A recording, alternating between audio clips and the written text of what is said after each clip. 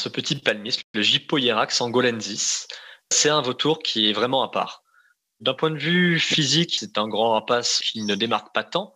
Par contre, c'est son régime alimentaire qui en fait vraiment une espèce unique, puisque c'est un vautour qui s'est un peu séparé du régime alimentaire de tous les autres et qui, lui, s'est spécialisé sur un fruit. C'est le fruit du palmier à huile. C'est ce qui représente la majeure partie de son régime alimentaire et d'ailleurs, l'aire de présence du palmiste africain correspond à l'aire de répartition naturelle du palmier à huile. Donc, il va nicher à proximité parfois même de ses plantations de palmiers à huile, puisque c'est une espèce qui est cultivée aussi, et exploiter ses fruits. Après, ça reste un vautour, donc il peut toujours à côté exploiter les carcasses. S'il trouve un peu de viande, il va pas cracher dessus. Mais par contre, c'est vraiment pas le cœur de son régime alimentaire. Jean Andrieux est un spécialiste des rapaces en général et des vautours en particulier. Ce jeune ingénieur écologue vit dans le Vercors où il étudie les vautours. Accessoirement, c'est grâce à Jean que j'ai rencontré deux autres invités de marque de Baleines sous Gravillon. Antoine Adam, qui est aussi ingénieur écologue comme lui, et avec qui nous avions enregistré 4 épisodes qui ont fait date sur l'impact des chats sur la biodiversité. Ces épisodes très sensibles ont été recommandés et relayés, entre autres par la SFEPM, la LPO et l'ASPAS, et d'autres grands acteurs de la biodiversité. Sans parler de vous, de toi, qui a aussi relayé ces épisodes, et moi-même ainsi que le reste de mon équipe tient à te remercier. Mais il n'y a pas eu qu'Antoine Adam.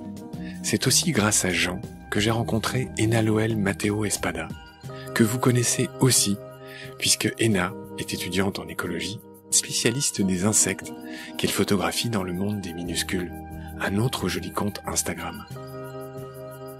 Et nous lui devons cette belle série de BSG sur les insectes, actuellement en cours. J'embrasse tout ce petit monde et j'en reviens à l'épisode du jour. Dans ce 3e épisode, nous allons en effet parler des vautours de l'ancien monde, d'Afrique et d'Asie notamment. Dans le ciel des vautours, chapitre 3, c'est parti. Salut Jean. Salut Marc. J'aimerais enchaîner sur le percnoptère. Alors le percnoptère, j'ai vraiment beaucoup de tendresse pour lui. On va un peu s'arrêter sur ses noms déjà. Percnoptère, c'est un nom un peu compliqué qui vient du grec. C'est Aristote qui l'a nommé comme ça. En fait, en grec, percnoptère, ça veut dire que le bout des ailes est taché de noir. C'est ça que veut dire son nom, le percnoptère. En allemand, il s'appelle le Schmutzgeier, donc littéralement le vautour sale. Et en français, on l'appelle aussi l'alimoche. Tu me le confirmes ? Oui, dans le Pays Basque notamment. Dans le Pays Basque, et en espagnol, il s'appelle justement l'alimoche.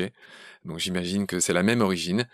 Il s'appelle le Mari Blanc, parce qu'il est tout blanc, j'aurais déjà dû le dire, dans le Béarn, le Mari Blanc. Et il y a un col des Pyrénées qui s'appelle le Mari Blanc, et c'est un col qui va peut-être parler aux gens, puisque c'est celui qui relie la vallée d'Aspe à la vallée d'Ossau, où on fait ces délicieux fromages. Tu connais ce col ? Le col, oui, qui n'est pas très loin du col d'Orgambudechka, qui est un col qui est très connu des naturalistes dans le secteur. Merci de cette précision. Son nom latin, je l'avais pas dit, c'est Néophron percnopterus. Et là aussi, je tenais à le dire, c'est incroyable, là, l'étymologie, elle est richissime. Et Néophron, dans la mythologie grecque, c'était un sacripant qui a été puni par Zeus, qui a été transformé en vautour à la suite d'une histoire de meurtre, en gros d'inceste avec sa maman. Est-ce que tu savais ça ? Je ne le savais pas, celui-là. J'avais très envie qu'on parle du percnoptère pour une autre raison, c'est que comme le gypaète, c'est un des très rares animaux qui utilisent des outils pour se nourrir. En l'occurrence, je vais te laisser m'expliquer ce que fait le percnoptère. Alors le percnoptère, il est connu pour un de ses traits de comportement, puisque c'est un oiseau qui est, ça c'est quelque chose qui me semble aussi assez original en fait chez les vautours, il est migrateur. Ça veut dire qu'il va venir se reproduire l'été dans les montagnes françaises, dans les montagnes du sud de l'Europe ou d'Afrique du Nord, et il va passer ensuite tout l'hiver principalement en Afrique subsaharienne. Et donc là-bas, il s'est spécialisé, puisque c'est un vautour qui est assez généraliste, sur l'exploitation parfois d'une ressource assez spéciale, qui est celle des œufs d'autruche. Et donc, dans le cadre de cette spécialisation, il a appris à utiliser des outils. Puisque son bec n'était pas assez puissant pour casser la coquille, il a appris à attraper un caillou avec son bec, qui lui est assez puissant, et à jeter le caillou sur l'œuf, jusqu'à ce que celui-ci se brise. Ça, c'est quelque chose qui a été réexploité ensuite par certains parcs, puisqu'on peut l'observer maintenant dans certains parcs en captivité, comme au Donjon des Aigles ou au Volerie d'Or, où les percnoptères se donnent en spectacle pour casser un œuf et récupérer un petit bout de viande dedans, mais c'est absolument pas issu d'un dressage, c'est un instinct naturel de l'oiseau. Je me permets de citer 2 endroits où on peut observer ça, effectivement. Alors, je précise aussi que ce sont des œufs en plâtre, enfin, tu l'avais sans doute dit, pardon, des œufs en plâtre, donc reconstitués dans lesquels on met de la viande.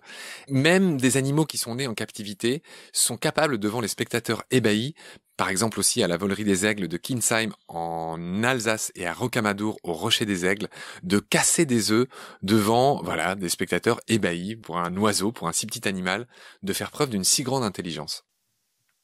En fait, ça, c'est issu de son régime alimentaire qui, en fait, est relativement généraliste aussi, puisque lui, il consomme, on en avait parlé un peu sur les cycles sur les carcasses, mais donc il consomme aussi des œufs, il est un peu opportuniste là-dessus.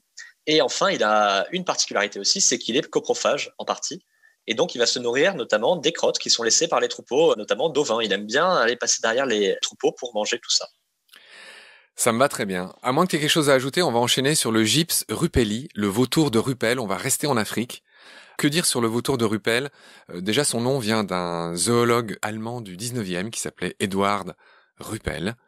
Et j'aime le citer, lui, parce que c'est tout simplement l'oiseau le plus haut du monde de tous les temps. Il y a eu malheureusement une collision aérienne enregistrée au-dessus d'Abidjan à 11 300 mètres. Ce vautour était en train de planer à 11 300 mètres. Je veux dire, c'est quand même incroyable. C'est un sacré recordman, ouais. Il est capable de voler à des altitudes qui sont assez folles. Après, on soupçonne aujourd'hui que d'autres espèces de vautours soient capables de le faire. C'est seulement qu'il est très compliqué d'avoir des données à ces altitudes-là, puisque les passagers dans les avions oublient très souvent de prendre leurs jumelles en cabine pour observer par les hublots. C'est vraiment quelque chose d'assez fou, cette histoire-là. Parle-moi un peu de l'hémoglobine alpha, parce que à ces altitudes, il y a il y a très peu d'oxygène dans l'air. Donc, parle-moi de cette adaptation au vol très très haut, parce qu'on sait que par exemple, nous, quand on prend l'avion, les cabines sont pressurisées. On pourrait pas survivre aussi haut. Donc, comment font ces oiseaux pour arriver à respirer aussi haut? C'est, comme tu l'as dit, c'est une adaptation qu'on retrouve chez certaines espèces. Ça va aussi être le cas, par exemple, chez certaines oies qui vont être capables de migrer par-dessus le mont Everest. Donc, de voler aussi à des altitudes absolument incroyables. Chez certaines espèces, quelque chose qui s'est développé, on ne sait pas forcément trop pourquoi. Par exemple, le vautour de Ruppel, a priori, n'avait pas besoin de voler à ces altitudes-là. Mais c'est quelque chose qui est apparu chez lui et qui donc leur permet d'exploiter même les secteurs où il y a très très peu d'oxygène en favorisant sa circulation, en fait, son transport dans le sang. Ok, ça s'est précisé. Alors, j'ai noté que le vautour de Ruppel, qu'on voit souvent dans les docus animaliers en Afrique, c'est un gros mangeur. Il est très opportuniste. Il mange tellement quand il en a l'occasion que parfois il peut plus redécoller après. Est-ce que tu me confirmes ce fait incroyable? Ouais, il est connu pour ça, entre autres. Les vautours fauves peuvent le faire aussi parfois. S'ils ont un petit peu faim et qu'ils arrivent sur une carcasse où il y a pas mal à manger, ils se gavent en fait tout simplement et ils sont parfois même obligés de régurgiter une partie de leur nourriture s'il y a un envol urgent qui arrive derrière. Parce que dans le cas du vautour de Ruppel, une troupe de hyènes vient les déloger ou un autre prédateur vient se pointer, ils sont obligés de renvoyer un petit peu de ce qu'ils avaient mis en stock pour pouvoir redécoller. Très juste. On va rester dans la savane, juste pour dire que le vautour de Ruppel est un très grand vautour, mais qu'il est parfois chassé de sa carcasse par un autre vautour qui s'appelle l'orikou, dont on va dire un mot dans un instant, qui est le plus dominant de la savane. Mais voilà, on a tous en tête ces bandes de vautours qui se chamaillent pour avoir les meilleures places au bord d'une carcasse et qui attendent souvent que le lion est fini pour pouvoir commencer à se repaître. Ça se passe un peu comme ça. Là aussi, il y a des horaires, entre guillemets, c'est-à-dire qu'il y a des ordres de passage. Ah oui, c'est très codifié en fait l'exploitation des carcasses. En général, on laisse le prédateur finir. Ça, c'est une règle générale, puisque les prédateurs sont un peu plus costauds que les charognards par rapport aux charognards oiseaux. Et ensuite, même au sein des vautours, les plus costauds font la loi et ceux qui ont besoin d'exploiter la carcasse en premier font la loi. Et en l'occurrence, le vautour orikou, c'est un peu le chef sur toutes les carcasses qui vont pouvoir traîner dans la savane. Il est déjà plus grand et plus fort que la plupart de ses collègues, que ce soit le vautour de Ruppel, le vautour africain ou les différentes espèces qu'on peut trouver en savane. Et donc, en fait, il va arriver. En général, les autres s'écartent sans trop chercher de noises. Mais s'il y en a un qui a le malheur de vouloir rester devant, il va se prendre une petite tannée qui va lui apprendre à s'écarter la fois suivante. Et donc, quand les vautours orikou arrivent sur une carcasse, c'est un peu la débandade devant. On leur fait l'aller jusqu'à la nourriture. Ouais, c'est extraordinaire, ouais. On se croirait dans un film. Je voudrais ajouter un mot sur ces vautours africains, c'est que malheureusement, les éleveurs là-bas ont une pratique dévastatrice pour tous ces vautours dont on vient de parler. Ils mettent du carbofurant dans les carcasses, qui est un poison. En fait, ils font ça pour se venger des attaques de bétail qui sont souvent menées par des lions ou des hyènes. Et c'est malheureusement les vautours qui trinquent. Est-ce que tu me le confirmes? Ouais, ça c'est souvent le cas sur les empoisonnements. Les vautours sont des victimes, pas forcément visées, mais souvent des victimes collatérales. Et il y a un petit truc aussi qui est marrant sur le vautour de Rupel, c'est que cette espèce de base, son aire de répartition, elle est très axée sur l'Afrique subsaharienne. C'est là-bas où il est présent, principalement en Afrique de l'Est même. Et ça fait maintenant quelques années que des individus ont traversé le Sahara et sont venus s'installer dans les colonies européennes. On en a observé en France, dans le Vercors, dans les Grands Causses, dans les Pyrénées. Depuis quelques années, il y a quelques individus qui se reproduisent ça et là dans les colonies de vautours fauves espagnols et depuis cette année dans une colonie aussi en Sicile. Ah bah là, tu me remplis de joie, mon cher Jean. Ça me fait plaisir de savoir qu'il y a des rupelles que je pourrais bientôt aller voir avec toi dans tes coins là, parce que évidemment, je vais venir te rendre visite. Ah ben ça, c'est quand tu veux, il y a plein de vautours, il y a plein de belles bestioles à aller voir. Avec un mec comme toi pour dire ce que c'est, ça va être grandiose. On va enchaîner sur l'oricou, on vient d'en parler, Torgos trachelitos. Alors lui, on va dire son nom anglais pour les amateurs de langue. Là encore, il y a des petites leçons. Alors l'oricou, c'est un gros vautour, il a la tête rouge et de part et d'autre du visage, il a 2 excroissances de peau qui fait qu'en anglais, il s'appelle le lappet-faced vulture. Et le lappet en anglais, c'est ces espèces de rubans qui pendent des coiffes de certaines femmes. On pense notamment aux bretonnes, par exemple. Voilà comment s'appelle l'oricou en anglais. D'où vient son nom français, Jean? Alors l'oricou, pour le coup, lui, on parlait de cou avec légèrement de plumes tout à l'heure. L'oricou, il a vraiment un cou qui est nu. Donc c'est quelque chose qui est très marquant quand on l'observe, hein. La peau est rougeâtre. C'est quelque chose qu'on va aussi pouvoir retrouver chez le vautour royal en Inde, par exemple, ou dans le sud du Népal. C'est une caractéristique assez marquante. Alors, est-ce à dire que son nom oricou vient du fait que son cou est nu? Ou on sait pas trop, c'est un nom africain? D'où vient ce nom oricou, étymologiquement? Étymologiquement, je ne pourrais pas te dire exactement, mais c'est quelque chose de relativement marquant quand on observe cet oiseau, que son cou est très visible. Donc je suppose que ça a dû en inspirer quelques-uns. Ok. Pour finir sur ces noms, l'oricou s'appelle aussi le vautour nubien. La Nubie, donc, qui est cette région en dessous de l'Égypte, si je ne me trompe pas. Voilà, l'oricou, sa particularité, c'est qu'il n'est pas que charognard, il chasse un peu aussi. C'est ça, et c'est le cas de quelques espèces de vautours qui sont aussi capables parfois de se nourrir de quelques proies vivantes. Donc là, on a vraiment une séquence de prédation où ils vont repérer un animal, ils vont l'approcher, ils vont le mettre à mort et le consommer. Ils vont faire ça sur des petites proies. L'oricou, c'est un de ceux qui peut s'attaquer aux proies les plus grosses, et c'est-à-dire que ces proies les plus développées, ça pourrait être par exemple des jeunes antilopes qui viennent juste de naître. Mais par contre, il ne va pas poursuivre par exemple une antilope adulte et la capturer en pleine course. Ça, c'est quelque chose dont il est absolument incapable. Il va pouvoir s'attaquer à des proies relativement faciles, comme des petits mammifères par exemple, ou des jeunes mammifères juste nés. C'est bien noté. On va enchaîner sur, sans doute, le plus étrange, le plus à part de tous les vautours. C'est pas celui qu'on le connaît le plus, je t'avoue. J'ignorais complètement son existence avant de préparer cette émission. Il s'agit du palmiste africain. Dis-moi pourquoi il est si spécial, ce vautour. Alors, ce petit palmiste, le Gypoierax angolensis, c'est un vautour qui est vraiment à part. D'un point de vue physique, c'est un grand rapace qui ne démarque pas tant. Par contre, c'est son régime alimentaire qui en fait vraiment une espèce unique, puisque c'est un vautour qui s'est un peu séparé du régime alimentaire, de la convergence de tous les autres, et qui lui s'est spécialisé sur un fruit. C'est le fruit du palmier à huile. C'est ce qui représente la majeure partie de son régime alimentaire, et d'ailleurs, l'aire de présence du palmiste africain correspond à l'aire de répartition naturelle du palmier à huile. Donc, il va nicher à proximité parfois même de ses plantations de palmier à huile, puisque c'est une espèce qui est cultivée aussi, et exploiter ses fruits. Après, ça reste un vautour, donc il peut toujours à côté exploiter les carcasses. S'il trouve un peu de viande, il va pas cracher dessus. Mais par contre, c'est vraiment pas le cœur de son régime alimentaire. Je le dis autrement, il y a un végétarien parmi les vautours, c'est le palmiste africain. C'est un joli vautour, il est plutôt blanc, avec un peu de noir, avec une tête rose, rouge. Et il est assez répandu. Enfin, contrairement aux autres, il souffre moins que les autres, hein, il y en a beaucoup. Ben oui, et puis en fait, le fait de planter communément maintenant le palmier à huile, c'est une des espèces qui a pu bénéficier de ça. Et donc, à ce titre-là, on peut même la qualifier d'espèce anthropophile, donc qui est favorisée en fait par les activités humaines. On a fait le tour sur le palmiste, il était inenvisageable de pas dire un mot sur lui, le palmiste africain. On a presque fini l'émission, mon cher Jean. On va mentionner, pour être très complet, quelques derniers vautours. Il y en a un dont le nom m'a fait sourire, qui va faire sourire les auditoristes aussi, je pense. C'est le gypse coproteres, alias le chasse-fiente. Voilà, le vautour chasse-fiente, qui a un nom pour le coup relativement étrange, et je serais incapable de te dire d'où il vient. Mais effectivement, celui-là, son nom vaut à lui seul le détour et le fait de le mentionner. Et donc lui, c'est une espèce endémique d'Afrique australe qui est un gypse, donc qui ressemble beaucoup à notre vautour fauve, par exemple, et qu'on va retrouver comme nicheur dans les montagnes du Drakensberg, par exemple, donc en Afrique du Sud ou au Swaziland. Et ensuite qui va s'étendre un peu plus au nord en période hivernale jusqu'au delta de l'Okavango, mais c'est une espèce qui est relativement menacée dans ces secteurs et qui n'est pas très très fréquente en Afrique. Voilà, j'ajoute que le nom anglais du chasse-fiente, c'est le Cape Vulture, donc qui dit bien qu'on le trouve surtout en Afrique du Sud, tu l'as dit. J'enchaîne, Gyps bengalensis, alias le vautour shogun. Ouais, alors ça c'est une espèce qui est un peu incontournable quand on aborde les problématiques des vautours, puisque c'était une des espèces qui a été les plus impactées par la diminution des populations de vautours en Inde, dont on a déjà parlé, qui était due à l'emploi du diclofénac. Donc ce vautour shogun a subi une régression de ses effectifs de plus de 98% en 30 ans. Donc ça veut dire que voilà, comme l'exemple que tu prenais était assez parlant, sur 1000 vautours shogun qu'il y avait il y a 30 ans, aujourd'hui il en reste une vingtaine. Il a quasiment disparu du Pakistan, de toute la région du Pamir où il était autrefois très commun. Et en Inde, il ne survit maintenant plus que dans quelques parcs nationaux.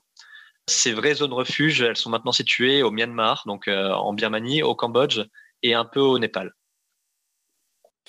Ok, j'ajoute petit espoir, je ne sais pas ce qu'il vaut en ce qui concerne notre vautour shogun, qu'il existe dorénavant un anti-inflammatoire qui s'appelle le méloxicam, qui semblerait être le seul que supportent ces vautours et qui laisse un tout petit espoir pour l'avenir si on veut pas que cette espèce parmi les plus menacées s'éteigne. On va enchaîner sur le vautour charognard, qui a un nom qui est presque redondant. Vautour charognard, on a l'impression pourquoi dire deux fois la même chose. Necrocyrtes monachus, ou le néophron moine. Ouais, néophron moine, néophron pour appeler aussi néophron percnopterus, le nom scientifique du percnoptère, puisque c'est un petit vautour aussi, qui au final est un peu le pendant sombre du percnoptère, sombre dans la couleur et pas dans les actions, qui était un petit vautour très commun dans toute l'Afrique subsaharienne, qui d'ailleurs a même été longtemps favorisé par l'action humaine, puisqu'il peut même nicher en ville, celui-ci. On le retrouve dans des métropoles comme Dakar, par exemple, ou Accra, mais qui est maintenant menacé, même au point d'être classé comme en danger critique d'extinction par l'Union internationale pour la conservation de la nature. En fait, principalement du fait de l'empoisonnement, et c'est un fait assez rare chez les vautours, du fait de la chasse pour la consommation dans certains pays. Ce vautour-là est consommé de manière traditionnelle, mais maintenant de façon relativement intensive, et également exploité pour des pseudo-vertus médicinales qui le font se retrouver sur les marchés asiatiques, par exemple. Oui, tu fais bien de dire ça. En effet, il y a beaucoup de vautours qui sont aussi chassés, piégés pour de pseudo-vertus médicinales, notamment en Afrique. On va finir. Il en reste encore deux, Jean, dont j'aimerais parler. Le vautour de l'Himalaya, le Gyps himalayanensis, qui est, je crois, associé aux funérailles, notamment au Tibet. C'est ça. Donc lui, c'est vraiment celui qui ressemble le plus à notre vautour fauve. Il est juste un peu plus grand et qu'on va retrouver sur tous les plateaux du Tibet, les piémonts himalayens jusqu'en Mongolie. Et cette espèce-là, elle a été relativement étudiée, mais plus en fait par des anthropologues que par des écologues, puisque c'est l'espèce qui est culturellement associée aux funérailles célestes. Donc sur le plateau du Tibet, peut-être que tu en as déjà entendu parler, les funérailles étaient traditionnellement pratiquées en mettant les corps à disposition des vautours qui étaient encore une fois censés accompagner les âmes des morts vers le ciel. Et c'était cette espèce-là qui était recherchée, qui était le meilleur messager pour accompagner les morts vers une nouvelle vie dans ces cultures. Je rappelle le mot rigolo qui est concerné par ça, c'est psychopompe. En religion, un animal psychopompe, c'est celui qui accompagne l'âme du défunt jusqu'au ciel. Voilà, le rôle étonnant de ce vautour, tu l'as bien dit, plus étudié par les anthropologues que par les naturalistes. Le dernier vautour, Jean, qu'on va voir aujourd'hui avec toi, c'est le Gyps tenuirostris. Je crois que c'est le vautour à long bec, et c'est sans doute celui qui est le plus au bord de l'extinction. C'est ça. On va malheureusement finir sur une des espèces les plus menacées chez les vautours, qui est également classée comme étant en danger critique d'extinction. Celui-ci, on le retrouve plutôt dans les piémonts sud de l'Himalaya, donc historiquement dans tout le nord de l'Inde, au Myanmar et dans les montagnes du centre de l'Asie du Sud-Est. Aujourd'hui, il a disparu du fait de l'usage du diclofénac dans une grande partie de son aire de répartition, et les dernières colonies qui semblent viables se situent au Cambodge, dans le centre du Cambodge, où il existe encore une colonie qui dépasse les 100 couples nicheurs, sachant qu'on estime qu'actuellement, il reste moins de 1000 individus sur Terre de cette espèce. Les scientifiques estiment aujourd'hui qu'il y a un très fort risque d'extinction dans la décennie 2020. Donc malheureusement, on devrait probablement voir disparaître une espèce de vautour dans les 10 prochaines années, le vautour à long bec, et ça serait une première puisque à ce jour, les vautours sont tous très menacés, mais aucune espèce n'était allée jusqu'à l'extinction. Bon, tu vas avoir un boulot difficile là pour la fin de l'épisode. Essayer de finir sur une note un peu moins triste que l'extinction d'un si bel oiseau. Qu'est-ce qu'on pourrait dire culturellement sur les vautours, à part qu'effectivement ils sont associés aux cérémonies funéraires, ce qui n'est pas très gai non plus. Est-ce qu'il existe, je ne sais pas, des fables, des chansons, des films où les vautours sont les stars? Déjà, on peut citer une petite touche culturelle qui me plaît bien, c'est en fait Lucky Luke, qui se déroule paradoxalement aux États-Unis, mais où les vautours qu'on retrouve dans Lucky Luke et qui l'accompagnent souvent en volant, en planant au-dessus ou en étant parfois un peu idiots, qui sont un peu les pendants de Rantanplan mais avec des plumes, quoi. C'est des gypses en fait. Les dessins correspondent à des vautours de l'ancien monde. Ils ressemblent beaucoup à des vautours fauves. Et donc on peut trouver en fait des traces du vautour un peu dans la culture récente et même dans la pop culture parfois, que je trouve assez intéressant puisque historiquement ils avaient une image qui était assez négative dans l'ensemble des cultures, en tout cas les cultures dont j'ai entendu parler. Mais en fait dans la culture actuelle, ils sont en train de gagner une image parfois un peu pataude mais plutôt sympathique et qui ne peut être que bénéfique au final aux vautours. Je bois tes paroles, Jean. Je te remercie beaucoup pour ce temps que tu nous as à nouveau accordé. Je te retrouve avec beaucoup de plaisir parce que ceux qui ont bien suivi ce qu'on a dit au début se sont rendus compte qu'on n'a pas fait tous les vautours de l'ancien monde, qui sont d'une famille très différente. J'aurai le grand plaisir de te retrouver très vite pour parler d'eux, Condor notamment et ses cousins des Amériques. Tout simplement, salut Jean, à la prochaine. Prends soin de toi. Salut Marc, à la prochaine pour parler Catartidae.